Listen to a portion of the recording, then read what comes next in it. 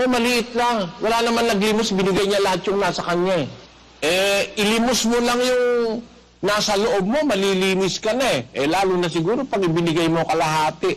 Ewan ko kung nakukuha mo ang punto ko, Sis Luz. Opo, Padeli, yung ilimos, yung salitang ilimos, maliit lang. Kasi nga, sabi nga po niya, wala namang naglimos na lahat ibinigay na. Pag sinabing limos, kapiraso lang yun, konti lang yun. Kumbaga nga sa ibang mga naglilimos, barya lang yun kung doon sa kaunting ililimos mo, pwede ka na palang malinis.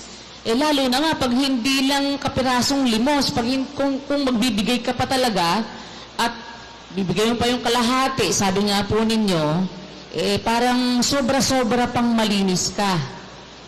Ganun po. Yun ang sinasabi ni Kristo. Ilimos ninyo ang mga bagay na nasa kalooban at ang lahat ng mga bagay ay malilinis sa inyo. Amen po. Bawa, may pag-ibig ka sa puso, Diba? Opo. Naipon sa puso mo pag-ibig. Marami yun Sis Luz Opo. Alam mo ba't marami? Bakit po marami?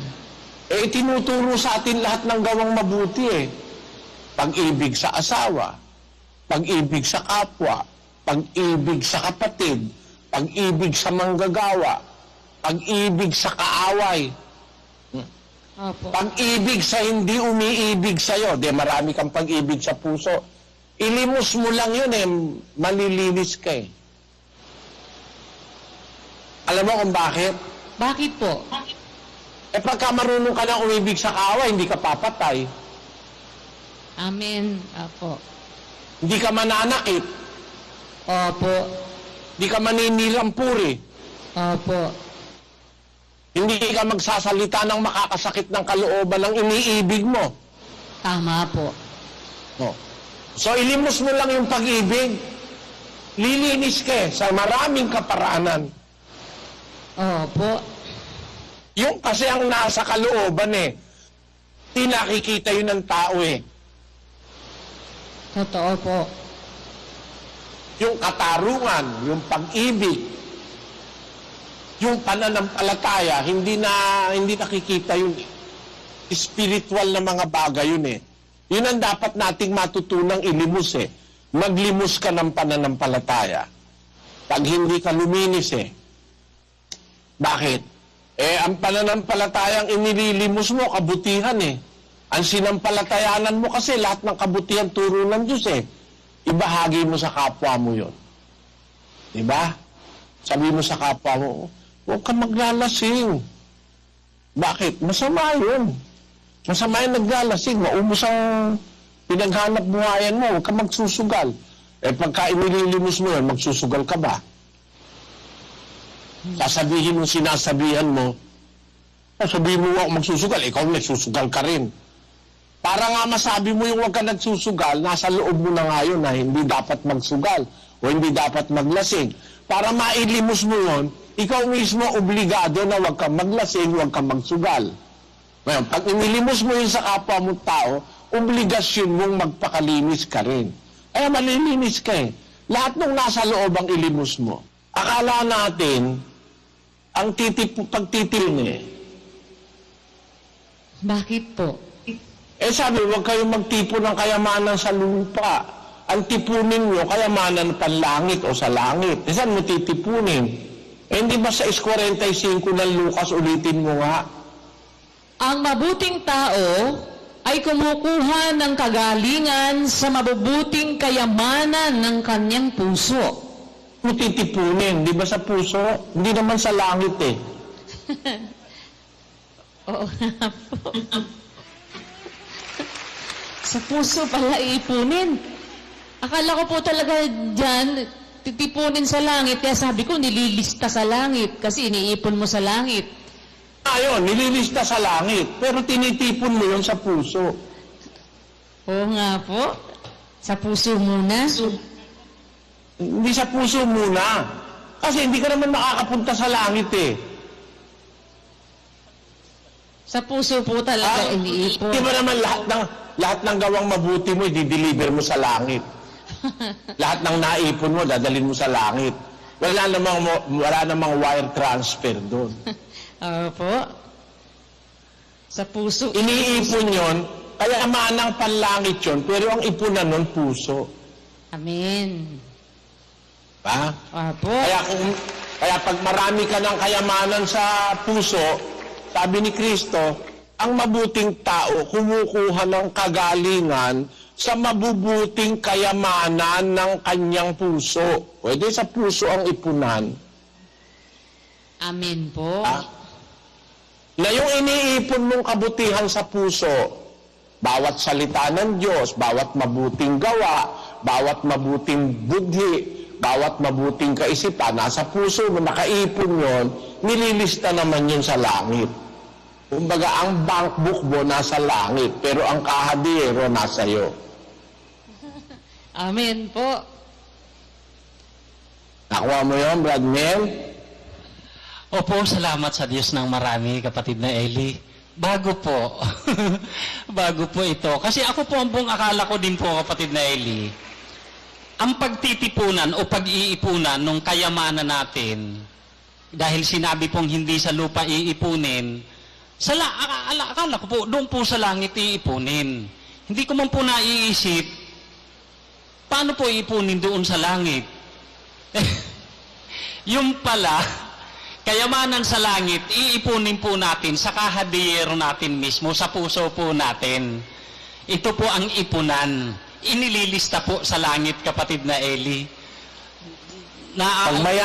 Pagka marami ka ng naipong kayamanan, sumasagana na sa puso mo.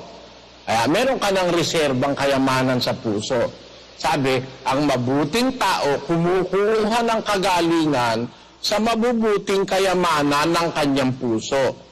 Ngayon, kaya mo kukunin, ililimos mo. Amen po. We-withdraw para ilimos. Doon sa puso mo panggagalingin. Kaya sa puso ka mag-aabuloy eh. Totoo po. Pag-aabuloy na mula sa puso. Hindi ka mag-iika po. Ang gagawin mo, mag-aabuloy ka, maglilimos ka. Yung abuloy, limos yun eh. No? Manggagaling yun, hindi sa labas. Hindi diniktan ng tao, hindi diniktan ng kahit na sino, manggagaling ngayon yan sa puso mo. Doon ka ngayon makagagawa ng isang pagtulong na malinis. Walang pag-iimbut yun kasi galing na sa puso mo eh. 9:7 ng 2 Korinto. Magbigay ang bawat isa ayon sa ipinasya ng kanyang puso. Ayun, kaya kung meron ka ng mabuting kayamanang nakaipon sa puso, ting magbibigay ka, ting maglilimos ka, galing na sa puso. Kasi marami ka nang nakaipon sa puso eh. Amen po. Halimbawa iibig ka sa kapatid. Panggagalingin mo rin sa puso, hindi sa daldal. Yung pag-ibig na iibig mo sa kapatid, sa asawa, sa anak, sa kapwa, sa kaaway, galing na rin sa puso yun. Opo. Dahil marami ka ng mabuting kayamanang nakaipon sa iyong puso. Opo. Kaya ang pag-ibig dapat galing sa puso. Yun ang kayamanang panlangit na ipinatitipon ni Kristo. Na pagka sumasagana sa puso mo yan, nakaipon ka ng marami, maglimos ka niyan, at lahat ng bagay lilinis na sa'yo. Pag natuto kang maglimos ng mga bagay na galing sa kalooban. Bakit galing sa kalooban? Kasi doon mo inipon yun eh. Tayong mga magkakapatid, dapat lagi tayong nag-iipon eh. Ipon tayo ng ipon nung mga bagay na kabutihang itinuturo sa atin. At yun naman ang obligasyon ng nagtuturo at ng pangangasiwa ng iglesia na bigyan ng mga kabutihang maiipon at masisinop sa puso ang mga kapatid na tinuturuan. That we must, as stewards of God, must supply everything good to the members of the church so that they can accumulate it in their hearts para habang tayo ay nabubuhay, nakakapag-ipon tayo ng mga kayamanang panlangit yan eh. Hindi na nahuhukayan ng magnanakaw eh. Hindi rin niya na sinisira ng kalawang at tanga. Bakit? Nasa puso mo yan eh. At yung kayamanan na yan, nakalista sa langit yan. Lahat ng kabutihang ginagawa natin, inililista sa langit eh. Kaya nga pagdating ng wakas, ahatulan tayo sa ating mga gawa. Kasi yung gawang kabutihang ginawa natin sa lupa na nanggaling sa ating puso, inililista yon sa aklat ng buhay. 20:12 ng Apokalipsis.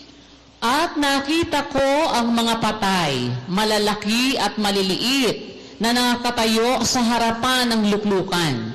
At nangabuksan ang mga aklat. At nabuksan ang ibang aklat na siyang aklat ng buhay.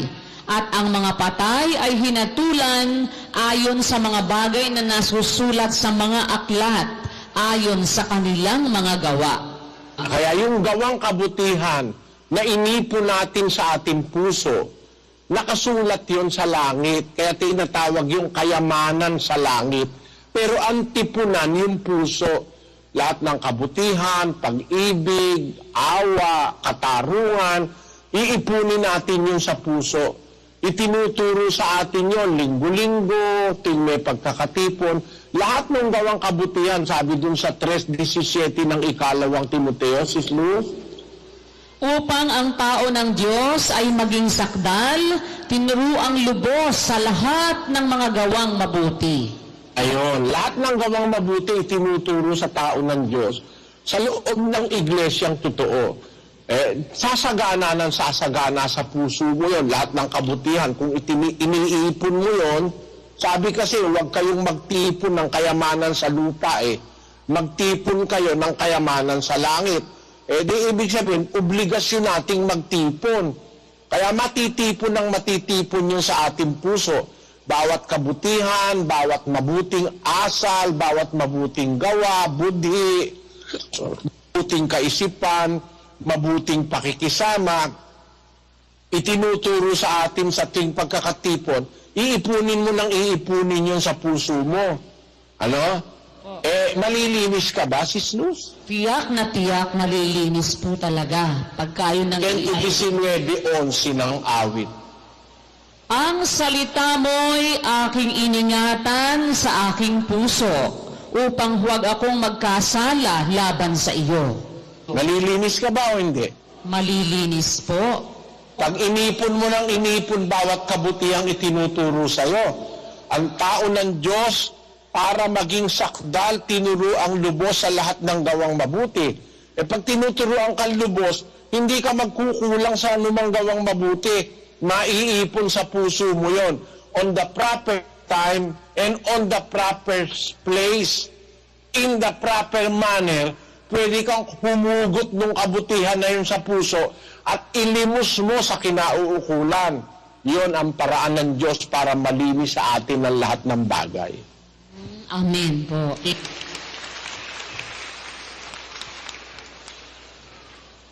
Panahon na may nanunukso sa yung ibang babae, naturuan ka ng aral na ibigin mo yung asawa. Huwag kang maglililo sa asawa ng iyong kabataan. Naturuan ka nun. Doon sa panahon na mahuhulog ka na lang sa pambababae o pagtataksil sa asawa mo, pwede mong hugutin yung kayamanang nasa puso mo. Katarungan ba itong gagawin ko sa asawa ko? Mahal na mahal ako tapos pagtataksilan ko. Katarungan ba ito na yung asawa ko nagbubuhat ng hollow block sa Saudi? Di 8 hollow block. Halos lumuwa ang bayag ng asawa ko. Halos magkaroon ng luslos. Kabubuhat. Tapos yung pinadalang pera sa Pilipinas, ipanlalalaki ko. Hindi katarungan yun. Tama ba, Sis Luz? Tama po. O, kaya, dun sa oras na kailangan na tinutokso ka ng demonyo, maalala mo yung kabutihan sinabi ng Diyos. Hindi ka madadala ng kasamaan. Malinis ka lalabas. 2:15 ng Malakyas. Pakibasa mo. At di baga siya'y gumawa ng isa, bagaman siya'y may labis na espiritu? At bakit isa? Kanyang hinanap ang lahing makadiyos. Kaya't ingatan ninyo ang inyong kalooban at huwag nang manglilo laban sa asawa ng kanyang kabataan. May ituturo ako sa inyo, kapatid na Luz, kapatid na Melano, at sa kapatiran. Gusto mo yung lahing makadiyos? Opo. Makapagpundar ka ng pamilyang makadiyos? Opo. Huwag kang magtataksil sa asawa mo. Opo. Huwag maglilo laban sa asawa ng kanyang kabataan. Yung salitang paglililo, pagtataksil yon. Gusto mo na ang mga anak mo maging mga anak na makadiyos. Maging tapat kayo sa isa't isa, kayong mag-asawa. Opo. Makikita mo, magkakaroon mula sa pamilya mo ng isang lahing makadiyos.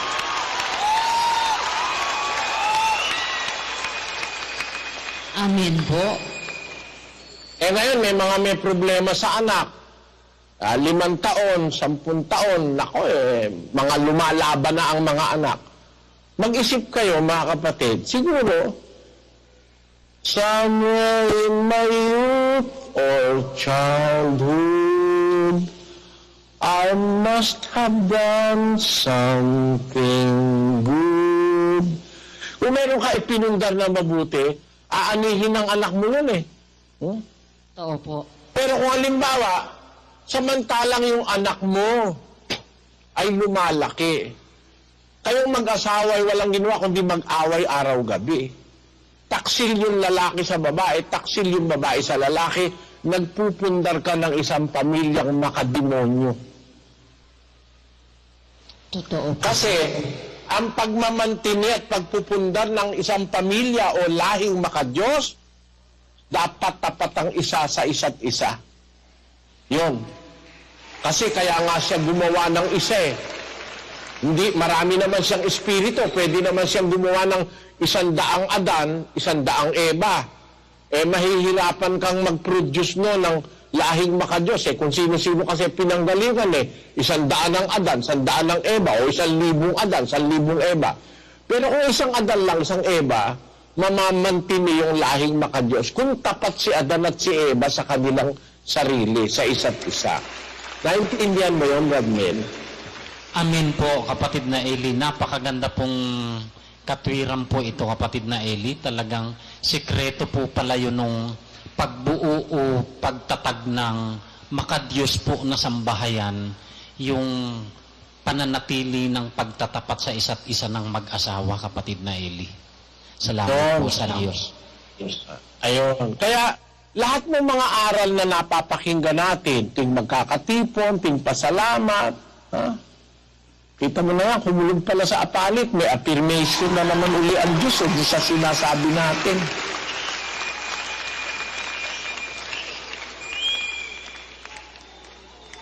Basis, Luz? Opo, malakas po, Brother Eli, yung kulog, na kaya nagpalakpakan ng mga kapatid po. May narinig dito eh. Pagka meron tayong pinag-aaralan na kinukumpirma ng Diyos, magita lang kulog eh. Opo, amen.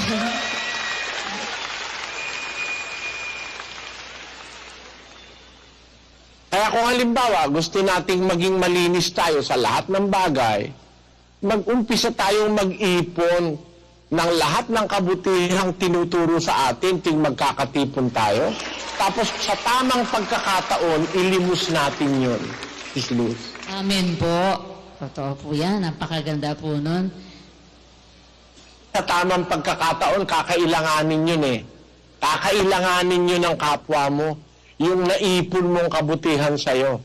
At pagka nandun ka na sa akto ng paglilimos o pagbabahagi ng katarungan sa puso, pag-ibig sa puso, yung pananampalatayang nasa puso mo, sa akto ng ililimos mo yon, mararamdaman mo na kaya mo pala naililimos, nilinis ka na ng Diyos. Ikaw mismo hindi ka na babaero, ikaw mismo hindi ka na magnanakaw, hindi ka na lasinggo, hindi ka na bisyoso, kaya nakakapaglimos ka na. O kapatid, tigilan mo na yung sigarilyo at hindi ka makakakuha ng mabuti dyan. O yan sugal, yan pag-inom. Kaya mo naililimos yun, na ibabahagi mo sa iba. Kasi mismong ikaw, hindi mo na ginagawa yun. Malinis ka na nga, ibig sabihin. Diba ganon, Sis Louie? Opo. Bakit sinabi ng Panginoon Jesus na yay mga bagay na nasa kalooban? Bakit nasa kalooban yung mga bagay na yan? Ang kalooban, puso ba't sinabing yung mga bagay na yan nasa kalooban? Basahin mo nga yung Roma 10:10. Sapagkat ang tao'y nanampalataya ng puso sa ikatutuwid at ginagawa. Saan nandun yung pananampalataya, Sis Luz? Nasa puso po. Ayun. Ang tao'y nananampalataya ng puso sa ikatutuwid. Para ka matuwid, para ka malinis, para ka maging banal, kailangan yung pananampalataya nasa puso. Tama? Tama po. Ano pa ba ang kasama ng pananampalataya dapat mong ilagay sa puso? 13:13 ng unang Korinto. Datapwat ngayoy nananatili ang tatlong ito, ang pananampalataya, ang pag-asa, at ang pag-ibig. Nananatili. Nananatili po sa puso. Ayun, hindi nananatili sa Biblia. Hindi. Ngayon nananatili ang tatlong ito. Pananampalataya, pag-asa, at pag-ibig. Dapat nasa puso lahat yun Nasa puso mo yung pananampalataya, sa puso mo yung pag-asa, nasa puso mo yung pag-ibig. Ang katunayan, sa unang Pedro 4, ang sabi ni San Pedro ganito, 4:8. Nauna sa lahat ay maging maningas kayo sa inyong pag-iibigan, sapagkat ang pag-ibig ay nagtatakip ng karamihang kasalanan. Ang pag-ibig nagtatakip ng karamihang kasalanan. Malilinis ka ba? Hindi. Malilinis Linis po. ka kasi matatakpan yung kasalanan mo asan yung pag-ibig na nagtatakip ng karamihang kasalanan? Yamang nilinis ninyo ang mga kaluluwa sa inyong pagtalima sa katotohanan, sa pag-ibig na hindi pakunwari sa mga kapatid, ay mag-ibigan kayo naong buong ningas ng inyong puso sa isa't isa. Ayun, asan yung pag-ibig? Nasa puso po. Sa puso. Buong ningas na pag-ibig na galing sa puso. At ang nagiging resulta nun, nilinis ninyo ang inyong mga kaluluwa sa inyong pagtalima sa katotohanan, sa pag-ibig na hindi pakunwari sa mga kapatid, ay mag-ibigan kayo ng buong ningas ng inyong puso sa isa't isa. Kaya pala sinasabi ni Kristo, ilimos yung bagay na nasa kalooban. Nasa kalooban kasi yung pinakamahalagang essence ng kautusan katarungan, pananampalataya, pag-ibig, kawanggawa, pag-asa, nasa puso yan Pananampalataya nasa puso, pag-ibig nasa puso, pag-asa nasa puso, yung kawanggawa sa puso. Pagka nasa puso mo yan, naiipon ng naiipon, ting makakarinig ka ng aral, naiipon, nararagdagan ng pagkaunawa mo. Dadami ng dadami sa puso mo yan. Islus. Opo. Ang sabi nga ni Kristo, alam mo, sabi niya, Ano po? ang sumasampalataya sa akin, gaya ng sinasabi ng kasulatan, ay mula sa loob niya aagos ang mga ilog ng tubig na buhay. Amen. Lahat ng kabutihan aagos sa puso mo. Kaya pwede kang maglimos Hindi ka kukulangin ng ililimos sa kapwa-tao, sa kaibigan, sa kaopisina, sa katrabaho. Ganun ang ibig ko sabihin. Ang ibig sabihin ng Diyos sa atin, kung natuto tayong maglimos ng mga bagay na inipon natin sa ating kalooban, galing na sa puso, yun ang paraan para tayo malinis sa lahat ng bagay. Isang lead ni Kristo yun eh. Paano kang malilinis? Ano ang logic? Kasi hindi ka pwedeng maglimos kung wala ka nun eh. Opo. Kaya ba maglimos nang wala ka? Ano ililimos mo kung wala ka nun? Eh, ba, ililimos mo pananampalataya. Eh, kung ikaw mismo hindi sumasampalataya, paano mo maililimos? Eh, kung meron kang pananampalataya, lilinis ka. Ba, may pag-ibig ka. Paano mo ililimos kung wala kang pag-ibig? Eh, di iipunin mo sa iyong kalooban yung pag-ibig. Pagdating ng tamang pagkakataon, may nangangailangan ng pag-ibig, ilimos mo. Halimbawa, nangangailangan yung kapatid mo. Nawala ng trabaho, eh meron kang pag-ibig na naipon sa puso mo. Sa oras na yun eh, walang makakain ng kapatid mo. Sabi na ang salita ng Diyos, dadapwat ang sino mang mayroon ng kayamanan o pag-aari sa sanlibutan ito. Nakita ang kanyang kapatid nangangailangan, on time, nakita mo. Do'y ipinagkait ang kanyang awa. Paano manahan ang pag-ibig ng Diyos sa kanya? Para makarating ka sa langit, dapat mayaman ka eh. Amen po. Mayaman saan? Mayaman sa mabubuting gawa. Diba? Opo. Na yung mabubuting gawa, kaya kayo maman, inipon mo sa puso mo. Amen po. Hindi ang kayamanan sa lupa ang inipon mo, kundi yung kayamanang ukol sa langit. Mabubuting gawa, nalagay sa puso, na kung mayaman ka na, pag may nangangailangan, pwede kang maglimos. At yun ang sikreto para tayo maging mabuti. Basahin mo yung 27:5-6 ng Kawikaan, Sis Luz. Maigi ang saway na hayag kaysa pag-ibig na nakukubli. Tapat ang mga sugat ng kaibigan, ngunit ang mga halik ng kaaway ay magdaraya. Nakita mo?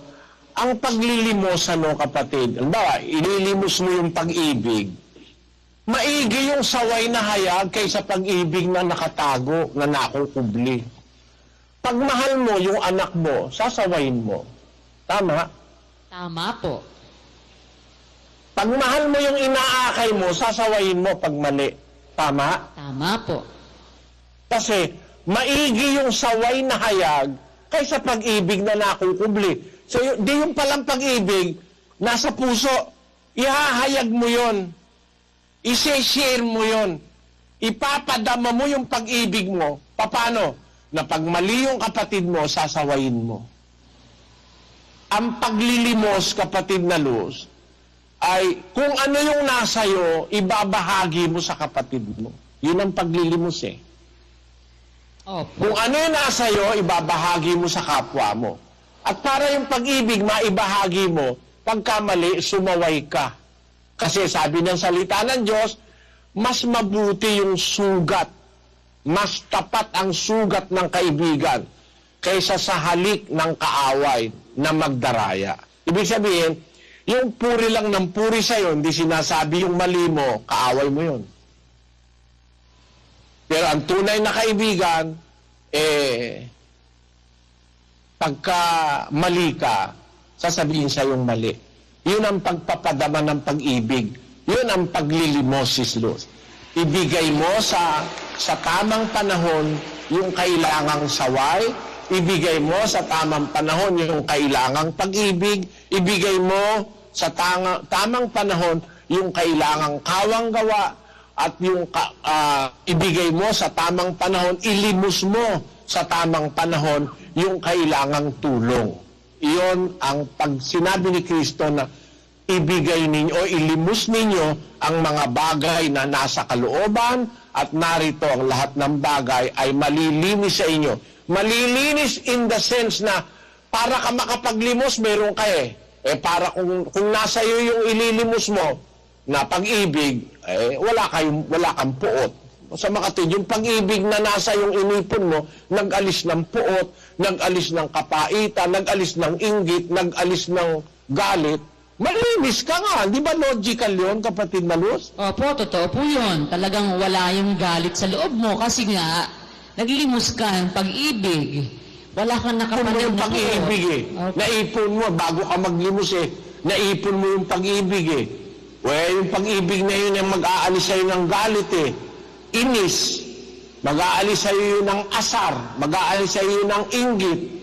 Nasa loob mo na yung pag-ibig na ipon na. Mamimis ka na. Kaya nga makakapaglimos ka na eh. At pagka inililimos mo yan, magkakaroon ng divine intervention na yung hindi mo kaya, Diyos naman ang gagawa nun para matupad yung ang tao, ang naglilinis sa Kanya, ang talagang makakapagpasakdan sa Kanya, yung paggawa ng Diyos. Yun ang isang milagro na hinihintay natin sa ating mga pagkatao. Na 25 taon hindi ka napagbawalang manigarilyo ng asawa mo, magulang mo, anak mo. Pero nung makialaman Diyos, nawala yung sigarilyo eh. Nawala yung lasing, nawala yung sugal, nawala yung pagtataksil, nawala yung kalupitan, nawala yung galit, nawala yung inggit. Milagrong napakalaki nun. Mas malaking milagro yun kaysa makakita ka ng isang santo ng Katoliko na lumuluha ng asin. Amen. Kasi yung santo ng Katoliko, binutasan yung ulo, tapos binutasan yung mata, nilagyan ng asin sa loob. Tapos isinil para walang makaalam na may asin. Mamayang konti, ayun, yung asin natutunaw yun eh. Ba, lumuluha, ikaw ang mahal na birhen. Nag-ano na yung pare. Mga kapatid, tinan nyo ang mahal na birhen lumuluha. Bakit? Kasi ang kanyang bahay ay hindi maganda. Patayuan natin siya ng katedral. Ayun, nagkaroon ng katedral. Dahil lumuha ang mahal na birhen. Isang milagrong kagaguhan, panluloko sa kapwa. Pero ang napakalaking milagro na nangyari sa mga taong nakapagtipo ng kayamanan sa kanilang puso at natutong maglimos, nawala ang sugal, pambababae, sigarilyo, bisyo, nawala ang kung ano-anong pait ng kalooban, natutong magmahal sa kapwa, nabalik